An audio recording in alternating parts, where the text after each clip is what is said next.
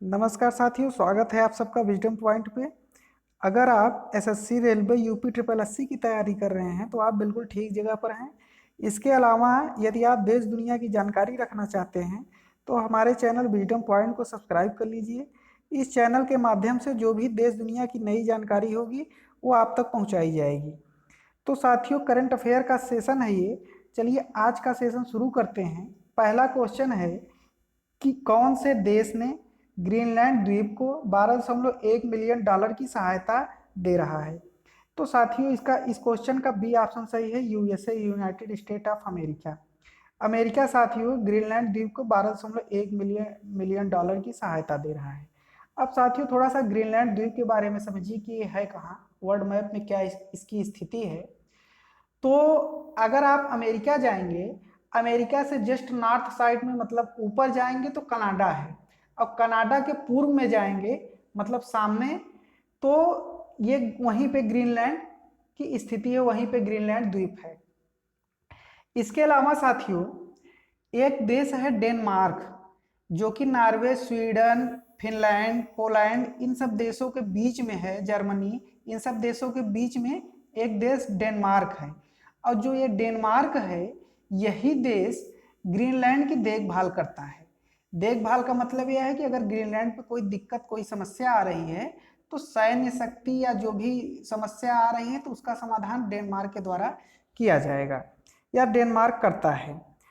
अब बात यह है कि यूएसए डेनमार्क की सहायता न करके ग्रीनलैंड की सहायता कर रहा है।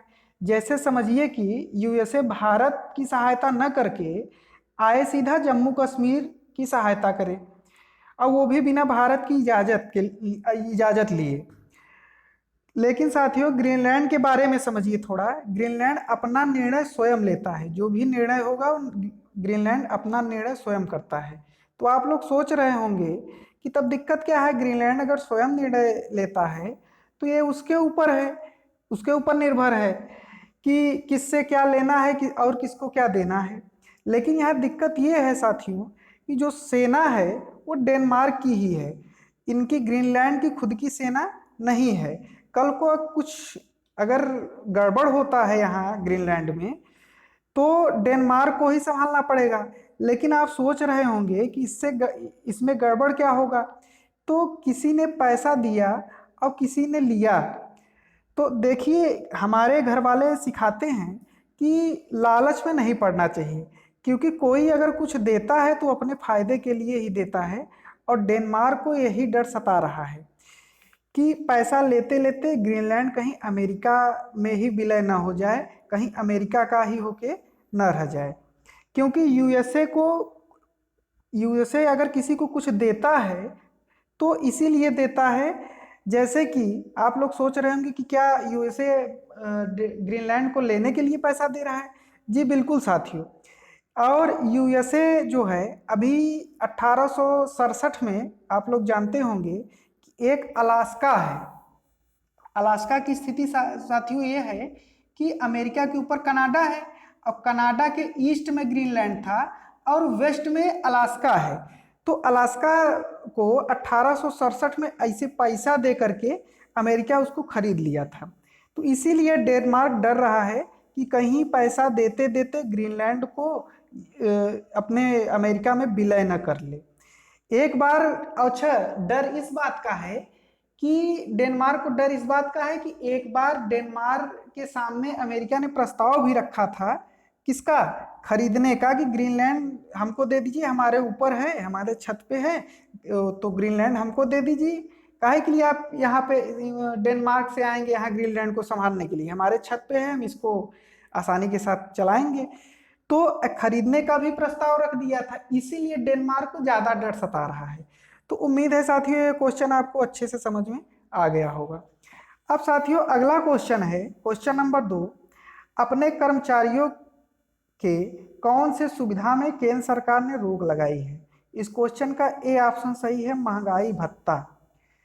साथियों होता क्या है कि केंद्र सरकार जो भारत में केंद्र सरकार जो है, तो केंद्र सरकार के लगभग 48 लाख कर्मचारी हैं और केंद्र सरकार के पेंशनर्स लगभग 65 लाख के करीब हैं।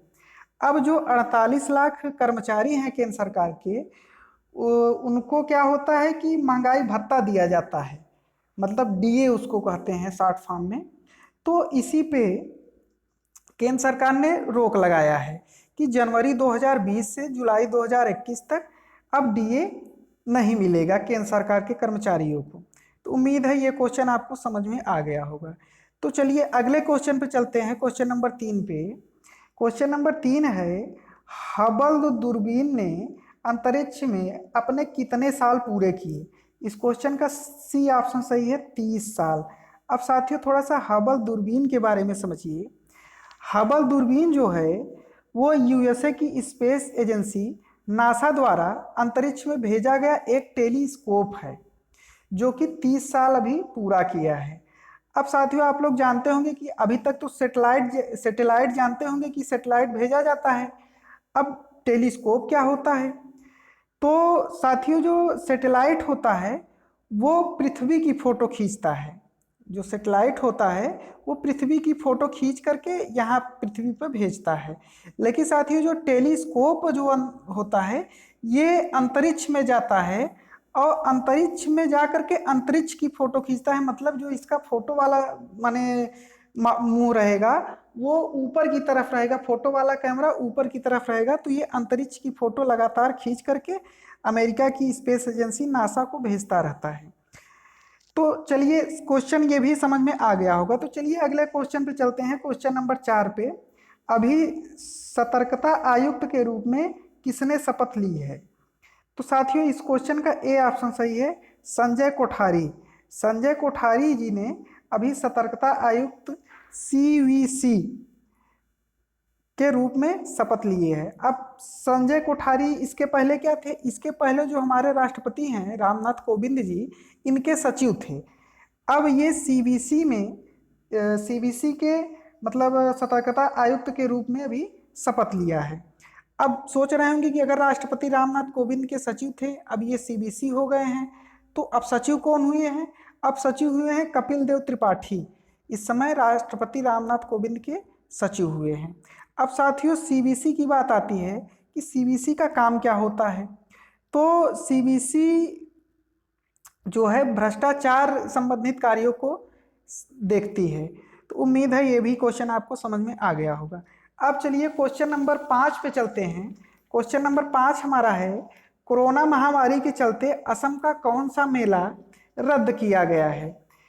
तो साथियों इस क्वेश्चन का ए ऑप्शन सही है, अंबुबाची मेला जो है वो अभी कोरोना वायरस के चलते रद्द किया गया है। साथियों अंबुबाची मेला क्या है कि ये हर साल असम का सुप्रसिद्ध मेला है और हर साल मनाया जाता है। साल में एक बार मनाया जाता है। इस साल कोविड-19 के चलते नहीं हुआ है। अब बात असम की आती है तो असम की राजधानी दिसपुर है और वहाँ के राज्यपाल जो हैं जगदीश मुखी हैं और मुख्यमंत्री सर्बानंद सोनोवाल जी हैं। चलिए अगले क्वेश्चन पे चलते हैं, क्वेश्चन नंबर 6 पे। कौन सी सेवा को 6 महीने के लिए सार्वजनिक उपयोगिता सेवाओं में शामिल किया है? साथियों इस क्वेश्चन का बी ऑप्शन सही है, बैंकिंग सेवा। साथियों अब क्या होगा कि किसी भी वजह से बैंक के कर्मचारी अब 6 महीने तक हड़ताल या किसी कारणवश बैंक को बंद नहीं कर सकते। साथियों कोरोना महामारी के चलते इस समय बैंक की लोगों को बहुत ज़रूरत है, इसीलिए सरकार ने, हमारी भारत सरकार ने निर्णय लिया है कि इसको बैंक सेवा को सार्वजनिक उपयोगिता सेवाओं में डाल दिया है। अब 6 महीने तक कोई भी बैंक न तो हड़ताल और न तो या अन्य किसी कारणवश अब बैंक बंद नहीं होगा। उम्मीद है ये भी क्वेश्चन आपको समझ में आ गया होगा। अब चलिए अगले क्वेश्चन पे चलिए, 7वें नंबर पे। कौन से देश ने कोरोना वायरस वैक्सीन का मानव परीक्षण शुरू किया है? साथियों इस क्वेश्चन का डी ऑप्शन सही है, यूके। यूके ने साथियों अभी एक वैक्सीन तैयार किया है और उसको मानव परीक्षण के रूप में शुरुआत भी कर दी है। साथियों क्या होता है कि जब भी कोई दवा या वैक्सीन बनती है तो उसको पहले टेस्ट किया जाता है कि ये सही रूप से काम कर रही है या नहीं कर रही है। तो इसलिए कोरोना वायरस की जो वैक्सीन यूके ने तैयार किया है तो उसने तैयार तो कर लिया है, लेकिन अब मानव परीक्षण में भी शुरुआत कर दी है, मतलब आदमियों के ऊपर इसका परीक्षण किया जा रहा है कि ये वैक्सीन से इसको वास्तव में फायदा हो रहा है कि नहीं हो रहा है। चलिए अगले क्वेश्चन पे चलिए, क्वेश्चन नंबर 8 पे, किस कंपनी के साथ मिलकर वोडाफोन व आइडिया ने मिलकर रिचार्ज शुरू किया है। साथियों आप जानते होंगे कि वोडाफोन और आइडिया ये दोनों कंपनियां आपस में विलय कर ली हैं और ये पेटीएम के साथ मिल करके अभी एक रिचार्ज कार्यक्रम शुरू किए हैं। इस समय कोरोना के चलते तो दुकान और कोई भी मार्केट तो खुल नहीं रहा है, इसलिए लोगों को रिचार्ज करने में दिक्कत होती थी। तो अब ये पेटीएम को सुविधा दे दिया गया है कि पेटीएम द्वारा आइडिया और वोडाफोन दोनों का रिचार्ज किया जा सकता है। तो अगला क्वेश्चन है आपका, अभी जारी प्रेस फ्रीडम इंडेक्स में कौन शीर्ष पे रहा है। इस क्वेश्चन का ए ऑप्शन सही है, नॉर्वे।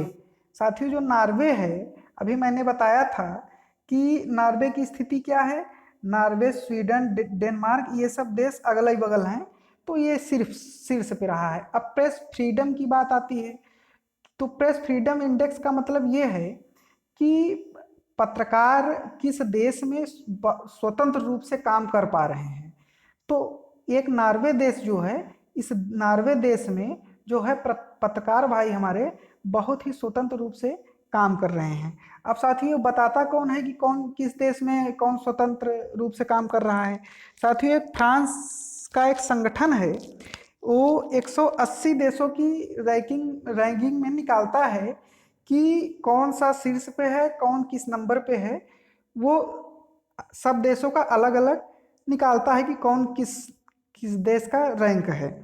तो अब इसमें बात साथियों आती होगी कि अपने भारत का कौन सा देश है, कौन सा रैंक है। तो अपने भारत का 142वां नंबर है। जो अपने भारत का रैंक है वो 142वां नंबर है, 142 नंबर पे अपना भारत है। और पाकिस्तान जो है 145 नंबर पे है। और इसमें सबसे नीचे नॉर्थ कोरिया है, नॉर्थ कोरिया 180 नंबर पे है। साथियों नॉर्थ कोरिया की कोई भी बात हो वो बिल्कुल बाहर नहीं निकल सकती। और 177 नंबर पे हमारा पड़ोसी जो चीन है, 177 नंबर उसका है, मतलब 180 देशों के रैंक में 177वां नंबर चीन का है। चीन में भी जो भी न्यूज होगी वो सरकार द्वारा अपडेट की जाएगी, बाकी प्राइवेट न्यूज चैनल कोई भी वहाँ पे नहीं चलता। बाकी पाकिस्तान की 145 नंबर है और पाकिस्तान के पापा मतलब इंडिया की 142 नंबर है। तो उम्मीद है ये भी आपको अच्छे से समझ में आ गया होगा। साथियों एक बात इसमें और बताना चाहते हैं कि जो प्रेस फ्रीडम है वो हमारे देश में बहुत ही गड़बड़ चल रही है। इस समय 142 नंबर पे रैंक इसका जरूर है, बाकी जो प्राइवेट व्यवस्था है पत्रकारों की वो बिल्कुल गड़बड़ चल रही है। आप लोग टीवी पे देखते होंगे तो कई सारे ऐसे पत्रकार हैं कि जैसे वो पत्रकार ना हो, किसी पार्टी के प्रवक्ता हों, इस तरीके से बात करते हैं, इस तरीके से बोलते हैं। इसलिए साथियों आप लोग थोड़ा सा राज्यसभा टीवी और डीडी न्यूज़ जो है, जो सरकार का खुद का चैनल है, उसको देखा करिए। उस पर जो भी जानकारी होगी वो ऑथेंटिक जानकारी होगी। बाकी और जो चैनल है इसमें पाकिस्तान, चीन, इंडिया, भारत कौन क्या लड़ रहा है, बस यही लड़ाई झगड़ा सब इसमें बताया जाता है प्राइवेट चैनलों में।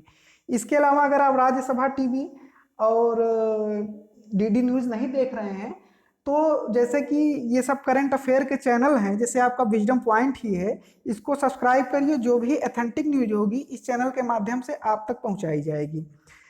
साथियों उम्मीद है ये सब आपको क्वेश्चन समझ में आ गया होगा। अब चलिए 10वें नंबर पे चलते हैं, किस राज्य ने जरूरतमंदों के लिए हेल्प मी ऐप लॉन्च किया है।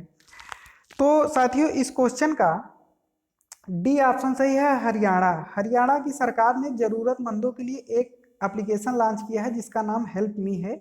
इस हेल्प मी के माध्यम से जो भी जरूरतमंद होंगे या जो भी नागरिक हैं हरियाणा के, उनको किसी भी चीज़ की ज़रूरत होगी तो इस हेल्पलाइन क्या कहते हैं, इस ऐप पे, हेल्प मी ऐप पे कई सारे नंबर प्रोवाइड किए गए हैं।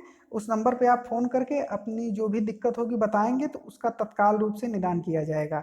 अब बात हरियाणा की है तो हरियाणा की राजधानी चंडीगढ़ है और यहाँ के मुख्यमंत्री मनोहर लाल खट्टर हैं और यहाँ के राज्यपाल सत्यदेव नारायण आर्य जी हैं।